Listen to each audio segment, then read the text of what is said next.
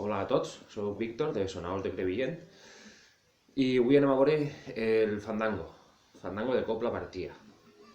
El fandango de copla partia és un gènere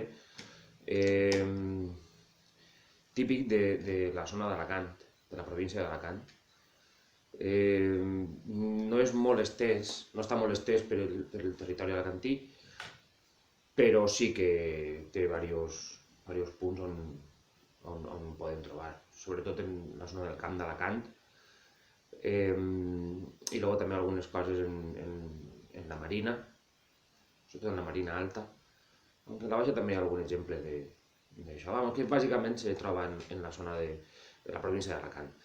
És un fandango emparentat en els fandangos en el fandango de Castelló, típic fandango de Castelló, que va enllaçat en la jota, o enllaçat en seguidilles, depèn d'on estiguem. I bé, hi ha teories per ahir, és curiós, perquè el fandango s'ha... Això, per exemple, Fermín Pardo, en el seu llibre, crec que era Fermín Pardo, ho comenta. Podem trobar aquest fandango en la zona nord i després en la zona sud. En la zona centre és més complicat trobar. Això ens indica que possiblement antigament estiguera estès per tot el territori, però a poc ha anat desapareixent, igual que altres gèneres com les seguidilles o coses així. Bueno, anem a veure el fandango de copla partia. Se li diu de copla partia, o cobla partida, perquè la copla, quan se canta, se partix en dos parts. Si són 4 versos, primer cantem 2 versos, hi ha una xicotica part de música i altres 2 versos. Poden ser, això és interessant, poden ser de 6 versos en total, és dir, 3 davant i 3 darrere al final, o de 8, 4 davant i 4 darrere. Això ja seria tema del cant.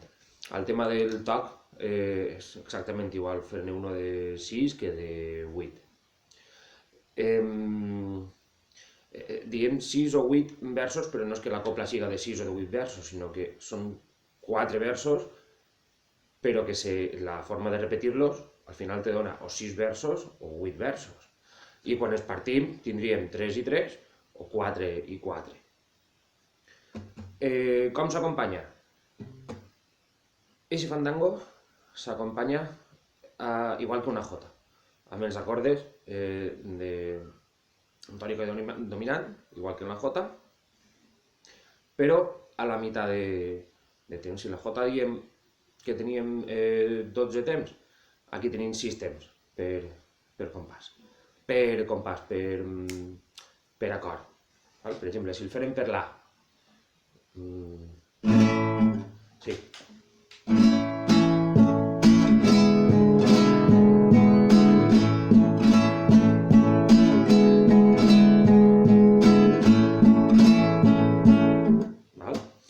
És igual que la jota, però cada part de cada acord és més curta. O per re també se solen tocar. Això ja, el tema dels tonos depèn dels cantaors.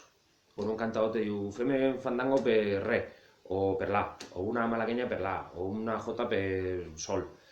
Això és el que mana són els cantaors. No és que diguem el fandango de tal se toca sempre per este tono, no. Això és, anem a anar també a través d'estos cursos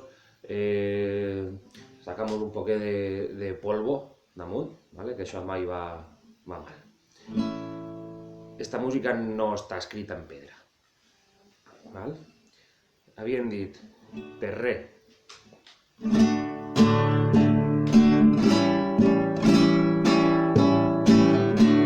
El faig primer en un golpeig simple.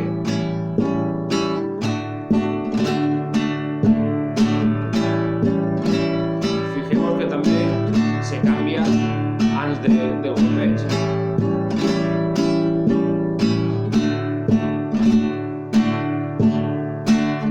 Va ser la velocitat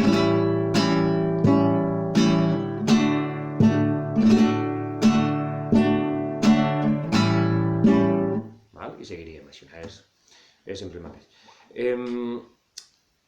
Hasta ara havíem parlat del golpeig, simple o doble, i d'aquest raspit. No havíem parlat mai de l'abanico. Ara m'he recordat, és hora ja d'anar parlant d'ell. És un adorno també en la guitarra que se sol clavar, se sol utilitzar bastant en aquesta música. Havien dit que havien fet l'abanico, no té més complicació que fer passar en els dits alternativament, no, a l'altre, consecutivament. És com si fèrem... Tots sabem fer això. Doncs és el mateix passat a les cordes. Havien dit que estàvem fent un fandango per re en el golpeig simple. Anem a fer-ho ara en el doble.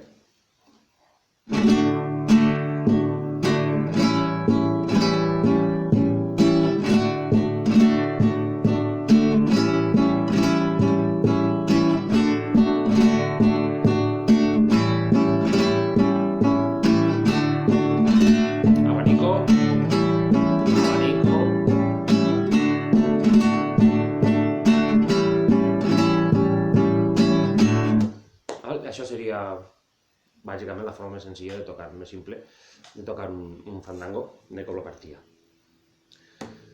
Bé, ja anirem gravant més vídeos i pujant-los.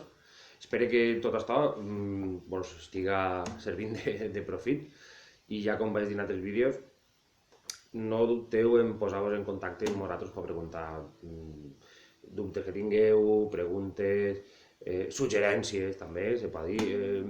Com feu la malaguenya per fa sostingut, per exemple? Que també elaborem.